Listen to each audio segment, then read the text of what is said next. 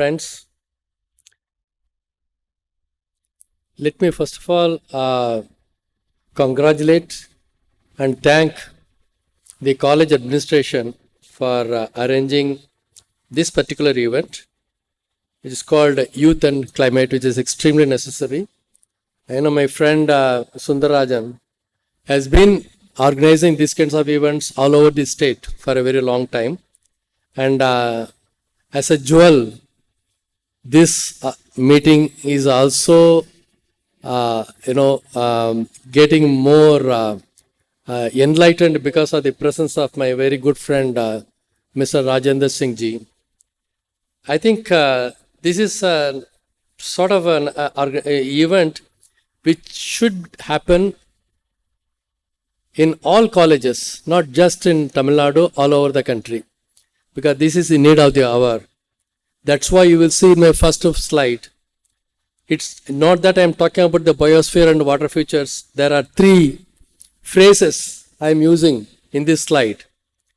The first phrase is no more to act, meaning there are a lot more to act. You really have to know, you have to read, you have to really understand, you have to examine, you have to experience. So it's very, very important that we know more only to act. And second, no more neglect. We can't afford to neglect anymore. We were neglected for so long, 30 years, 40 years, we were neglected for so long, and no more neglect. We can't afford to neglect anymore. And it's now or never. We have come to almost the dead end of the road, and we better know about it and we act on it, and it is now or never. That is the kind of phrase which I have been using in the last few months. The situation is such that earlier we used to say that in a 20-year period or 30-year period and 40-year period we're going to experience the climate severity, problems and repercussions. Today it is not. It may happen today, it may happen tomorrow, it may happen next year, it may happen within few years. But the situation is really bad and becoming bad to us. Therefore, it's extremely important that we act on climate change. In order to act on the climate change, I thought it is very important for us to understand the biosphere and the water futures. Biosphere is nothing but the planet in which we live. We really understand the planet. If you don't have a proper understanding of the planet in which we live, naturally your actions are not going to be very, very helpful. Therefore, understand your biosphere and your own water futures and see whether there are pathways for sustainable development. That's the theme of this. And I don't know how much time do I get. I will try my best to go as fast as I can. So let's first of all see what is biosphere. Biosphere consists of basically lithosphere, hydrosphere and atmosphere. What does it mean? Lithosphere means basically land mass, land forms of all kinds. Land is the source, soil is life. Everything comes from the soil. Therefore, soil is so important to understand your soil, understand your land mass, number one. Number two, your hydrosphere, water. Again, water is life. It's again very, very important that you really go into the analytical issues relating to hydrosphere. That is the second one. Third, your atmosphere. Basically, the cover on planet Earth. That's your atmosphere.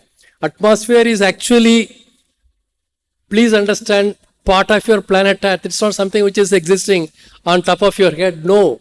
This is very much part of the planet Earth, which we very often miss it. Therefore, these are very much interrelated, interlinked, and which is really, if misuse of it, and if there are problems of in the interlinkage, then you get into problems of climate change. That's why it's very important that we understand the interlinked relationships among the lithosphere, hydrosphere, and the atmosphere.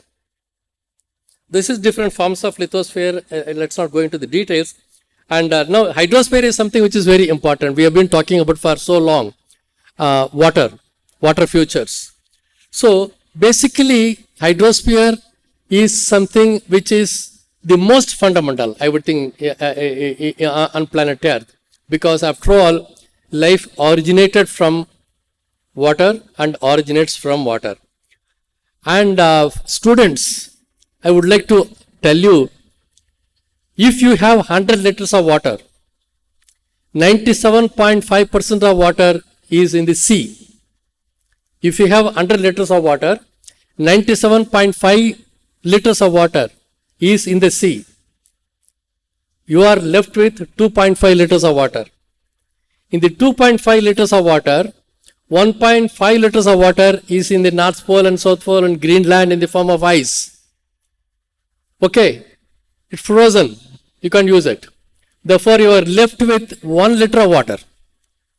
In the 1 liter of water, 0.6 liters of water is in the form of groundwater underneath. It's groundwater.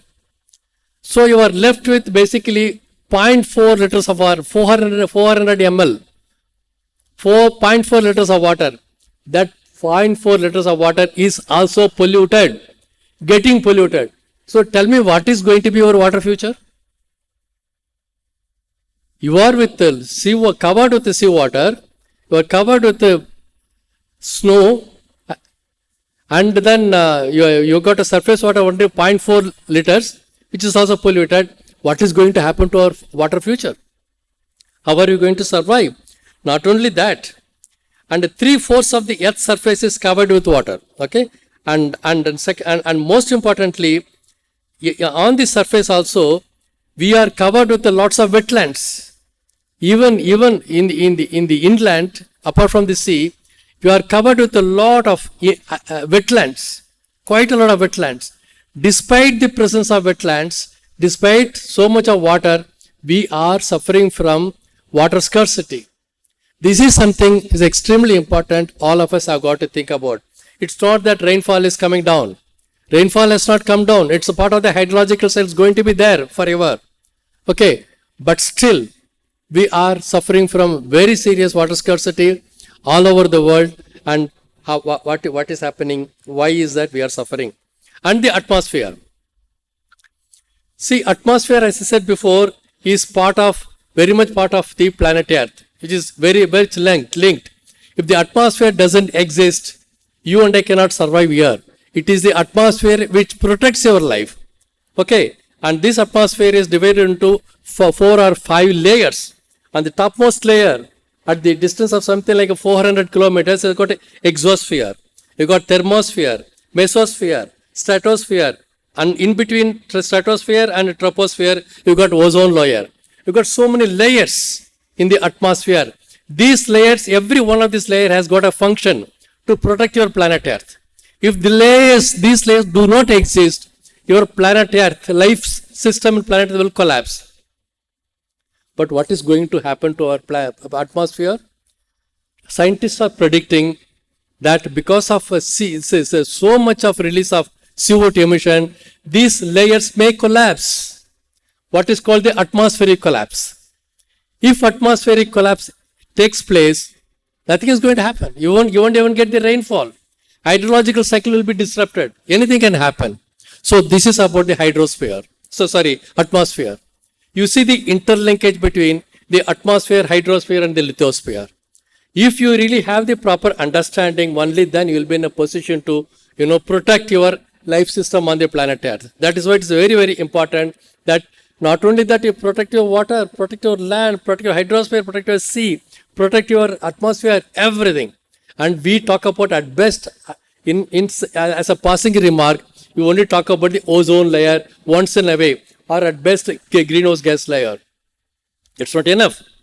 It's very, very important that you think about all the three in a comprehensive fashion so that your life prevails, your life exists, your life survives, you make a living. Otherwise, it's going to be very difficult. But unfortunately, friends, none of us who are concerned about this country and concerned about the planet Earth are talking about it. Unfortunately, these are ignored, not really understood. Look at the present state of the condition of the biosphere. This is the present condition.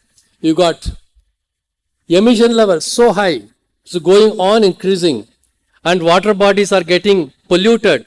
And other side, you got also very, very high levels of dryness, and the forests are in fire, and wildlife is disappearing. This is our present state of our biosphere. Very bad, extremely bad. All the three are getting very heavily stressed. Very heavily stressed. What are we going to do?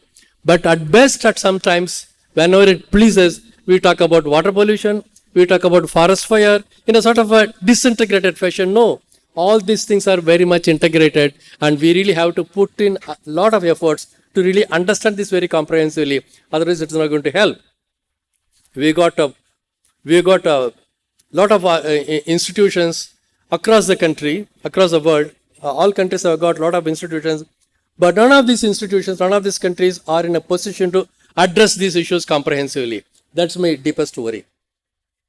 Now, unfortunately, the nature is overused. You all know we got a natural capital, and this natural capital is overused, and the result is we got a bleeding biosphere, bleeding planet Earth, and bleeding biosphere. Natural capital is the source of all prosperity. If you don't protect your natural capital, no point. No point. Your income and your own survival is going to be in serious trouble. Water, soil, air, biodiversity, mountains, oceans, carbon space, all these constitute our natural capital. We talk about all these, but we don't talk about the carbon space. Carbon space is part of your atmosphere. The carbon space is what is really important for you to protect, but that carbon space is supposed to really pick up all your carbon emissions and make it disintegrated and get absorbed. But that doesn't happen because carbon space is over-occupied. The carbon space is over-occupied with the CO2 emissions and greenhouse gas emissions. Therefore, the carbon space is getting overloaded. So there is depleting, bleeding biosphere, and value of natural capital used per year is $160 trillion. The value of natural capital across the countries in the globe that we use per year is $160 trillion. And these natural capital are supposed to rejuvenate itself.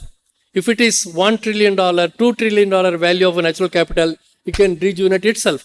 But then the extent of natural capital that you use in the world today per year is $160 trillion. You cannot rejuvenate. You cannot reassess. You cannot recapitulate. You cannot get back. It's going to be so difficult. That is why we are on the negative front. We have overdrawn from our natural capital, overused, and much more than what we could contribute. Therefore, Earth has lost its capacity to rejuvenate itself. The Earth lost its capacity to rejuvenate itself long ago, even in the 70s. Even in the 70s, the Earth lost its capacity to rejuvenate. But then, the speed at which the capacity to rejuvenate is decreasing is very high. As I said before, we are at the sort of a dead end. And we are now running on huge deficit budget. We are running on a huge deficit budget, and also we are running on a huge deficit of time. We don't have the time. Unfortunately, people don't realize it, don't seem to understand the complexity of the issue. We are running out of not only deficit, we are running out of time. What to do? Now look at this. People don't seem to understand this particular issue. Everybody talks about climate change. You tell me who is not talking about the climate change? All political parties, all institutions, everybody. But then the basic thrust of the argument, most important issue here is what you get. If you can release back, you are safe. The energy that you get. The energy that you get, if you can really, keep it yourself, and then if you can release the energy back to the atmosphere, you are safe, but you are not. That radiation comes back. You are not in a position to take it, release it back to the atmosphere. That is because of the thickening of the greenhouse gases. The thickening of the greenhouse gases across the globe is taking place because of the emission levels. Emission levels are so high, increasing day by day, and it's getting more and more thick, and therefore, the planet Earth, after receiving the energy, is not in a position to let it back to the atmosphere. Therefore, it comes back to the planet Earth. Therefore, your globe is getting warmed in so-called global warming. that global warming is contributing to climate change. That's what it's called, global warming induced climate change. If you do not understand this fundamental, you will keep on doing that. People don't understand, don't appreciate, but they talk about the climate change. But you understand it properly, and only then you will release, you will reduce the carbon emissions. Now, the very, very important factor that we need to understand here is Earth's energy balance. The Earth's energy balance is something extremely important, friends. Please understand, students, please concentrate here. What is the Earth's energy balance? The Earth's energy balance should be 0 or close to 0. Okay, but it cannot be 0.5 or 1 or 1.5. No, it is increasing. The energy balance is increasing, and that energy balance is something very, very problematic. Now, during the 71 and 2018, 89% of the heat went into the ocean, 6% into the warming of land, 4% to melting ice, and only 1% warming the atmosphere. Today, it has gone up tremendously the other way around. Now, it is so much of energy goes back, and then the energy balance warms up the atmosphere, the globe.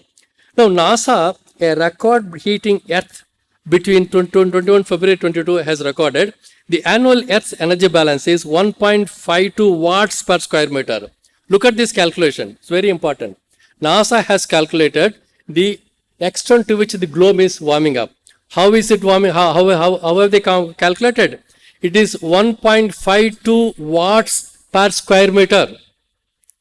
And this year, it is 1.64 watts per square meter. It's a huge.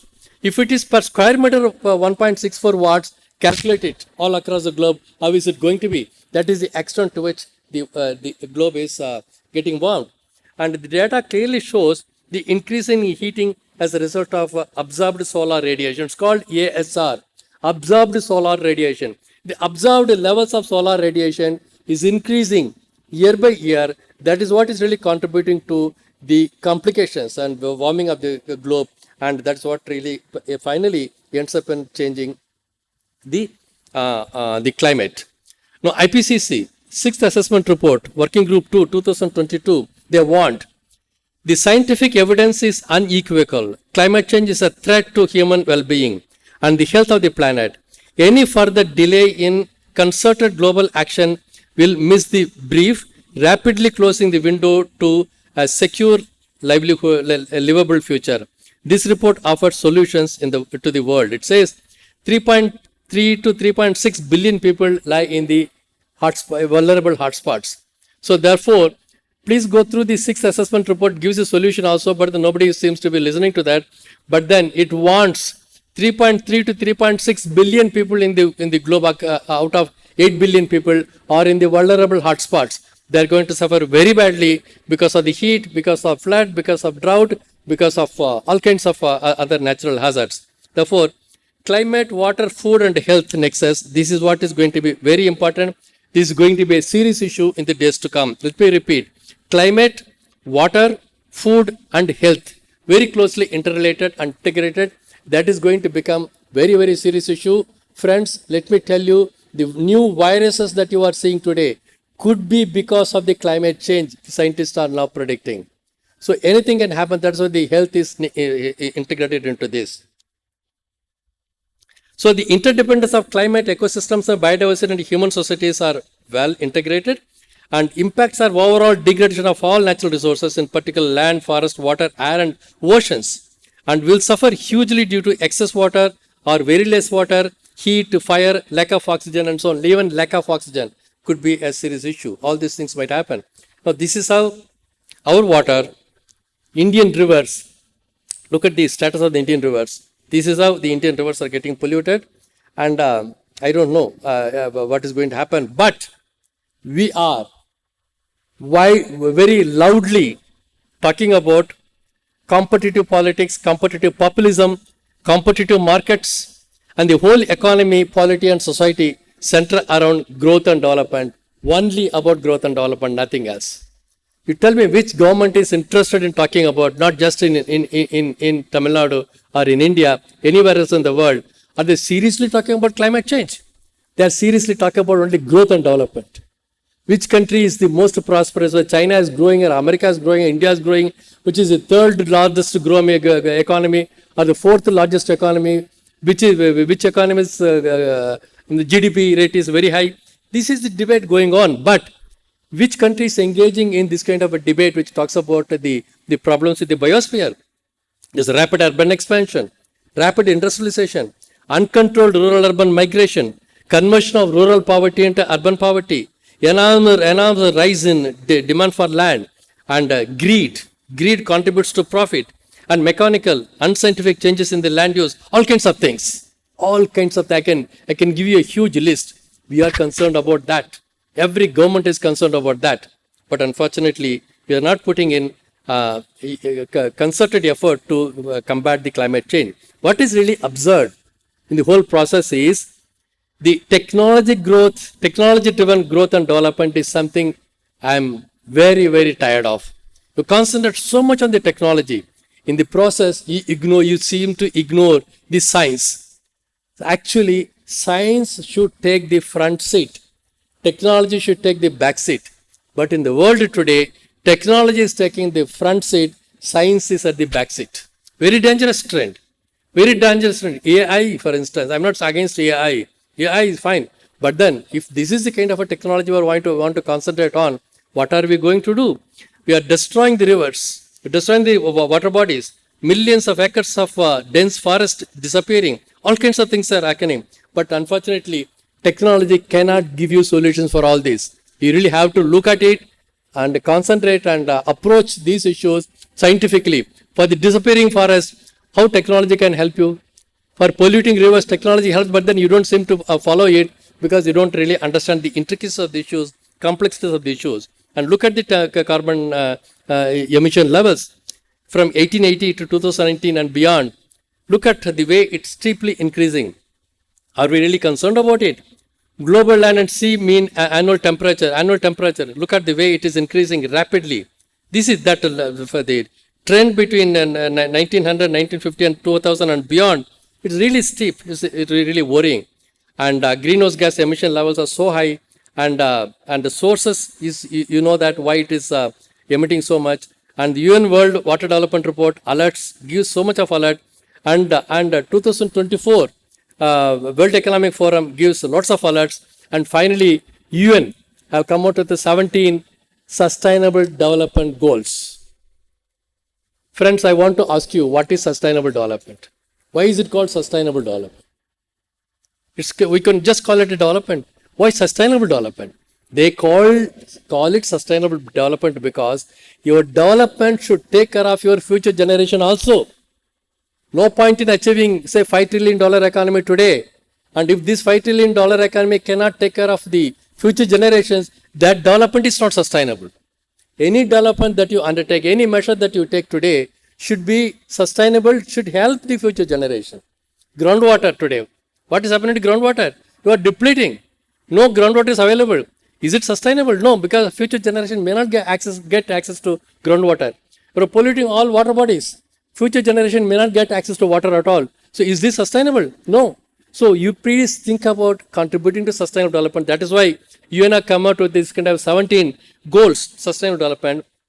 Let me only give you very few of those, with something which relates to water and sanitation. Today in India, 50 million people do not have access to adequate drinking water. 50 million people. 50 million people do not have access to drinking water. Not at all. What are they going to do? How is their life system is protected? Water scarcity affects more than 40% of the global population. Yesterday, nearly every day, 1,000 children die due to preventable water sanitation related issues. 2.4 billion people worldwide do not have access to basic sanitation. 80% of the wastewater from human activities is discharged into waterways. Many thousands of birds, animals die every day due to lack of water. So this is about water. But what is going to be, if this is happening today, what is going to be the future? What kind of actions, what kind of pathways do we have to really protect these water bodies so that you can contribute to sustainable development? So the UN organization is alerting you. If this is the situation, what is going to happen to your future? How are we going to protect our future generations in the world? And climate action. I don't want to really explain to you We know what now climate change is all about. But the climate action, if you really look at it in the last 30 years, I started my work on the climate change in 1992 when the Kyoto Protocol took place in 1991 in Kyoto in Japan. Nobody really were caring about the climate change. Nobody wanted to talk about it. Nobody knew about it. People are really confusing with the weather change and the climate change. Climate change is a long-term, weather change what happens within a year. These two are completely different. Weather is local, climate is long-term and global. Now, that was the level of understanding in 1991. Today we are in 2024. We have traveled such a huge path. Today, the jargons have changed, my dear friends. We started in 1991 talking about the climate change. Today, you see the kind of a jargon that we are not talking about. From climate change, we talked about, in between talked about climate refuges, climate emergency, catastrophe, and so on. Now we are facing climate-related existential problem. Whether you will live or not, whether you will die or survive. This is the level of the kind of a jargon that we have changed today globally, not here today. Globally, this is the kind of a jargon that we use, and you will see that in all the COP meetings, the jargons every year is changing. Today, we are confronting not just the climate emergency, we are confronting an issue of existential problem we are facing. Therefore, any further delay on climate action is going to be really, really bad and going to be catastrophic. And life below water, sea. We all know that sea is so heavily polluted, but unfortunately without sea you and I cannot survive. For many of us, sea is taken for granted. As I said before, 97.5% of water in the planet Earth is in the sea, but we take sea for granted. We don't care about the sea. Anything that you produce, use and throw, finally goes to the sea. The world's largest dustbin today is sea. The world's largest dustbin today is the sea. You are generating, you are throwing, how many water bottles per second globally? Friends, students, how many water bottles are thrown away every second? 2 million. 2 million water bottles are thrown away every second. Now you calculate it, how many water bottles are thrown away per minute, per hour, for 24 hours and per year.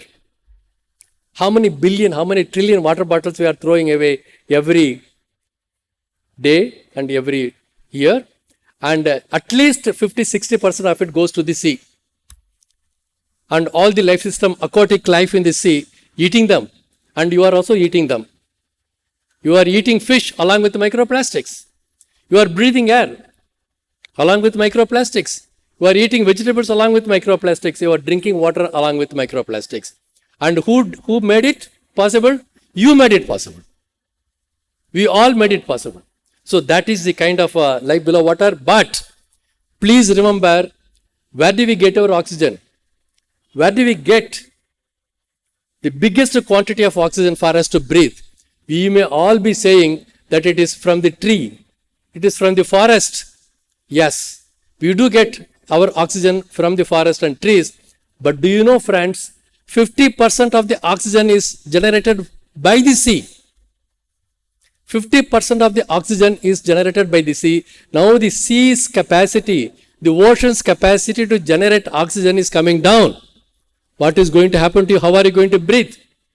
That's a problem. That's about life below water. How are you going to protect our life? So the projected sea level rise is something very, very risky, and many islands across the world is going to really get submerged, including London. Can you believe it? Parts of London may get submerged. Miami, many parts of many cities in the coastal region in the United States may get submerged, and in South America and so on. And Indian coastal cities are also likely to get submerged, like Oka, Bhubaneswar, parts of Mumbai, Mamugwa, Mangalore, Cochin, Paradeep, Kidirpur, Visakhapatnam, Chennai and Tuticorin. These are the major cities in the country.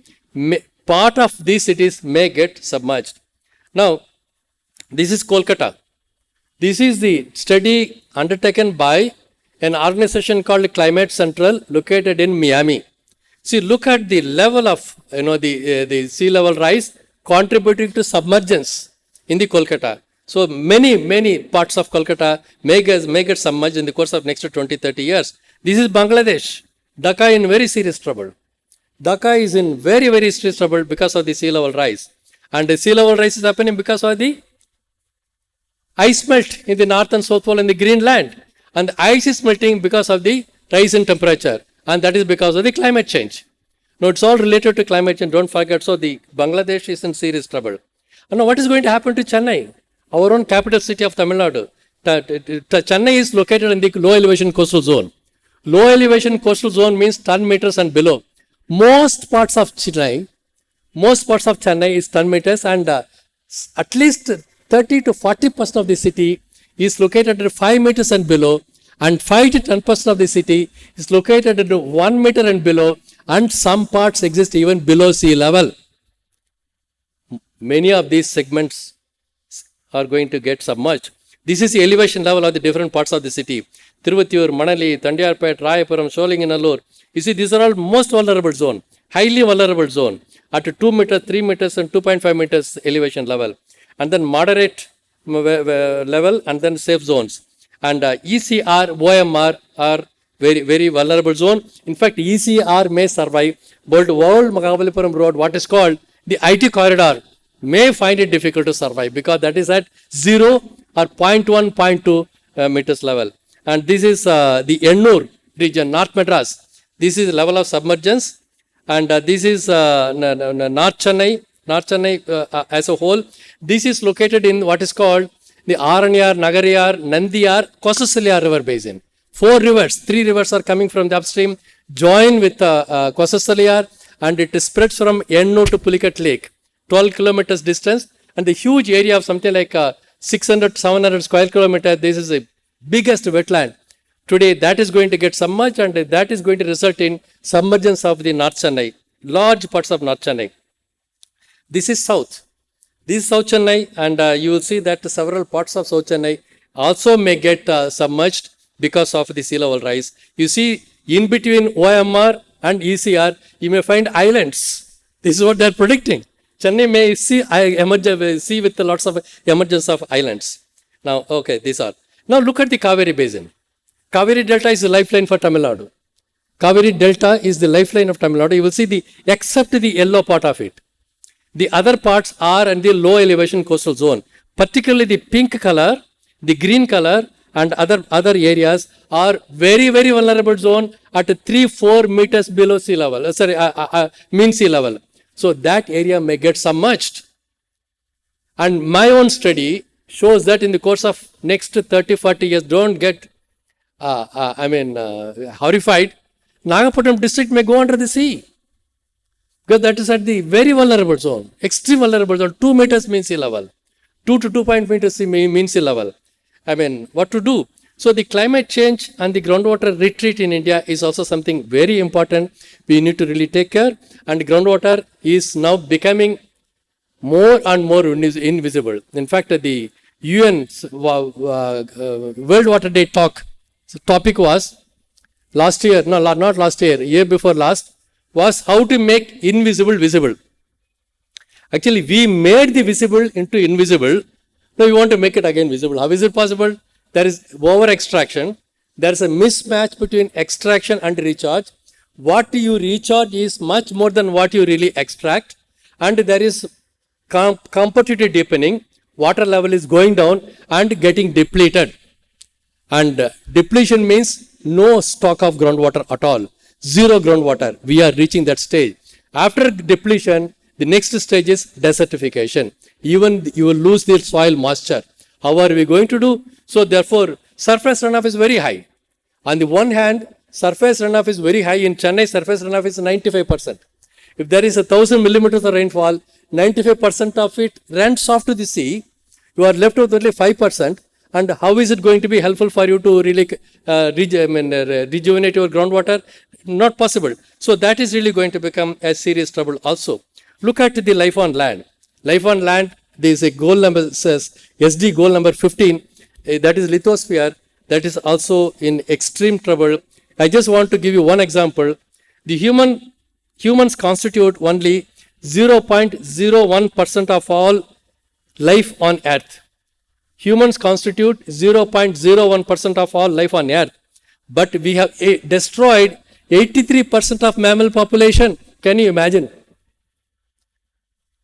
Humans constitute 0.01% of all life system on earth, but we have destroyed 83% of mammals on planet earth very successfully. What kind of a existence is this? What kind of a greed is this? So that is what is really contributing to, very, very, a pathetic situation. And there is a rapid and uncontrolled, greedy changes in the land use.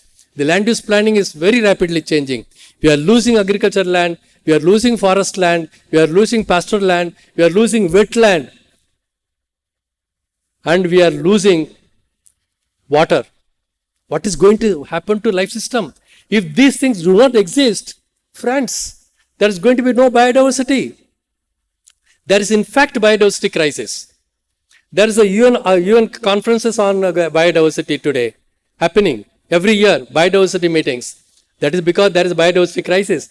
If there is going to be a biodiversity crisis to its worst end, you won't get food. You won't get anything to eat at all.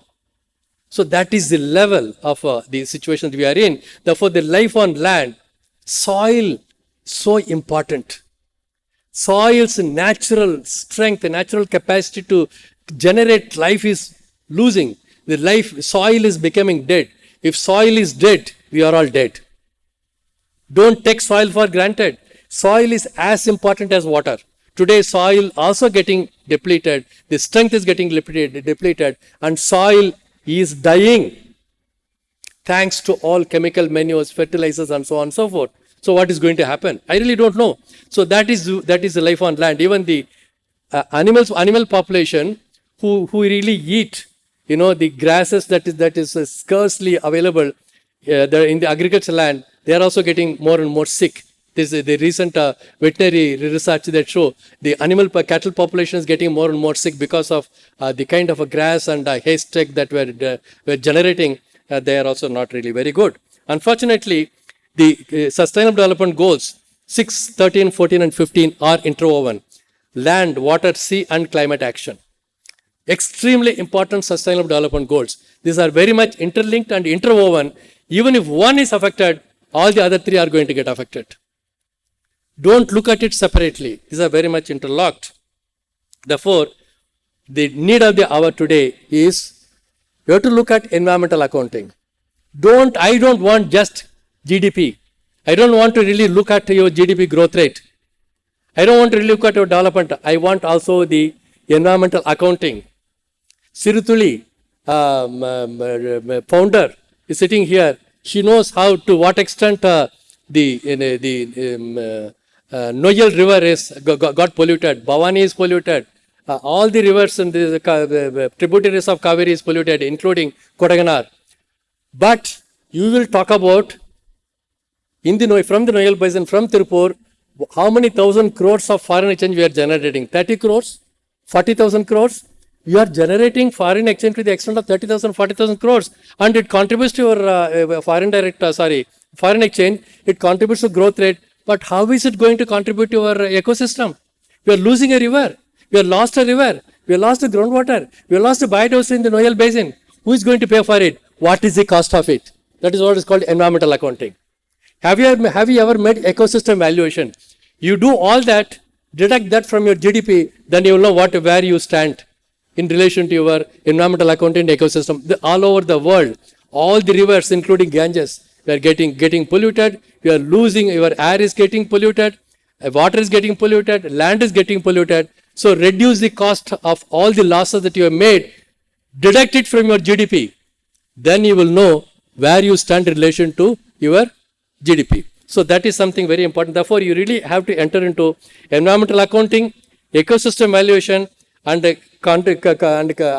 think about what extent we have really lost the natural capital. And therefore, the need of the hour is national accounts and carefully calculate your GDP. And what you should really get is the green GDP, not GDP. Look projects in which we can coexist nature. We have to look for projects. We have to look for ways and means in which we can coexist with nature. That is what I would think is called sustainable development. Thank you.